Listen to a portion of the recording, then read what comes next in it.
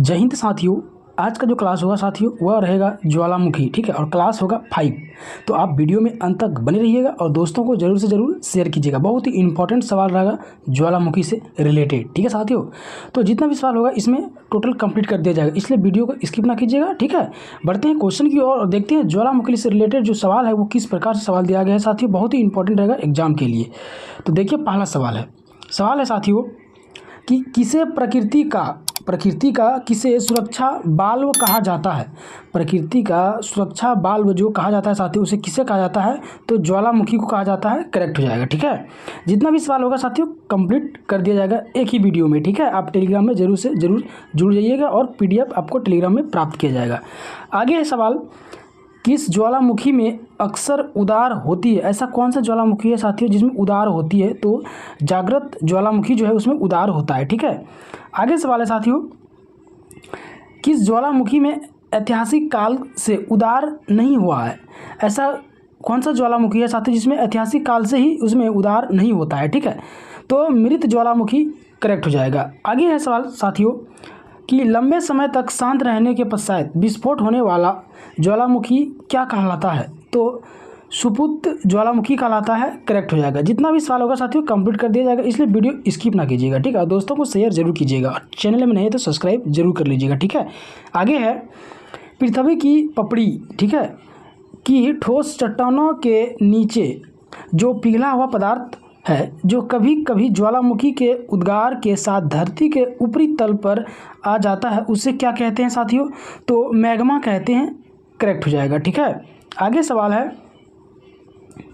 पहले अश्रु की उत्पत्ति कब हुई है, तो ज्वालामुखी उद्गार के समय में हुई है। करेक्ट हो जाएगा। नेक्स्ट है, ज्वालामुखी में जल वाष्प के अलावा मुख्य गैस जो होती है वो कौन कौन होती है, ठीक है साथियों, तो कार्बन डाइऑक्साइड होता है और हाइड्रोजन होता है और नाइट्रोजन होता है, ठीक है। आगे सवाल है, ज्वालामुखी उद्गार के फलस्वरूप प्राप्त लावा एवं धरातलीय चट्टानों के टुकड़ों को सम्मिलित रूप से क्या कहा जाता है, तो पायरोक्लाइट कहा जाता है। करेक्ट हो जाएगा, ठीक है साथियों।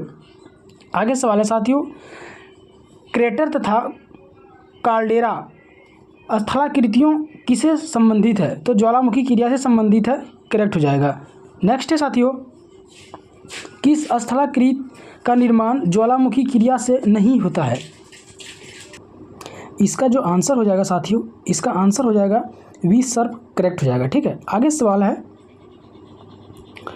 है डाई क्या है। डाई क्या है साथियों, डाई जो है ज्वालामुखी निर्मित आंतरिक स्थलाकृत डाइक है, ठीक है। आगे है नेक्स्ट सवाल है कि काल्डेरा संबंधित है। काल्डेरा जो संबंधित है वो किससे है, तो ज्वालामुखी से काल्डेरा संबंधित है।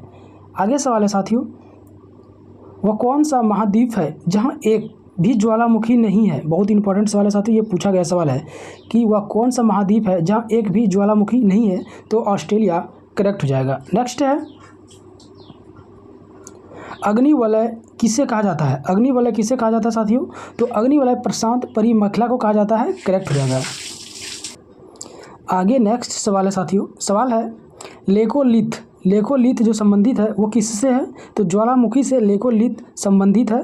करेक्ट हो जाएगा। नेक्स्ट है, विश्व में सर्वाधिक जागृति ज्वालामुखी कहाँ स्थित है, तो प्रशांत महासागर के आसपास में विश्व सर्वाधिक जागृति ज्वालामुखी स्थित है, ठीक है। आगे सवाल है, विश्व की अधिकांश ज्वालामुखी घटनाएं घटित होती है, तो कहाँ घटित होती है, तो विनाशात्मक प्लेट किनारों पर होती है। करेक्ट हो जाएगा। नेक्स्ट है, विश्व के अधिकांश सक्रिय ज्वालामुखी पाए जाते हैं, तो कहाँ पे पाए जाते हैं, तो नवीन मोड़दार पर्वतीय क्षेत्रों में पाए जाते हैं। विश्व के अधिकांश सक्रिय ज्वालामुखी जो पाए जाते हैं वो मोड़दार पर्वतीय क्षेत्रों में पाए जाते हैं। आगे है, प्रशांत महासागर के चारों तरफ स्थित ज्वालामुखी पेटी को क्या कहा जाता है, तो अग्नि श्रृंखला कहा जाता है। करेक्ट हो जाएगा। नेक्स्ट है, विश्व के अधिकांश सक्रिय ज्वालामुखी किस क्षेत्र में पाए जाते हैं, तो परिशांत पेटी में पाए जाते हैं। करेक्ट हो जाएगा। नेक्स्ट है, विश्व का सबसे ऊंचा ज्वालामुखी पर्वत कोटोपेक्सी स्थित जो है वो कहाँ है, तो इक्वेडोर में स्थित है। करेक्ट हो जाएगा। नेक्स्ट है, स्ट्रोबोली किस प्रकार का ज्वालामुखी है, तो जागृत है। करेक्ट हो जाएगा। नेक्स्ट सवाल है,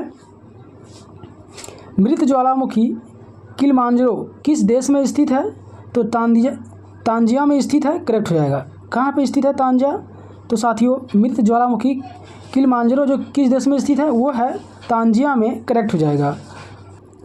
नेक्स्ट सवाल है फ्यूजीयामा किस देश का ज्वालामुखी पर्वत है साथियों? तो जापान का फ्यूजीयामा ज्वालामुखी पर्वत है, ठीक है। आगे है किसे भूमध्य सागर का लाइट हाउस भी कहते हैं? तो सिली का स्ट्रोम्बोली, करेक्ट हो जाएगा। नेक्स्ट है फोसा मैग्ना एक क्या है? तो ज्वालामुखी है, करेक्ट हो जाएगा। नेक्स्ट है साथियों एयरबस ज्वालामुखी कहाँ स्थित है? एयरबस ज्वालामुखी जो स्थित है साथियों वो अंटार्कटिका महाद्वीप में स्थित है, करेक्ट हो जाएगा। नेक्स्ट है माउंट एटना ज्वालामुखी किस द्वीप में स्थित है?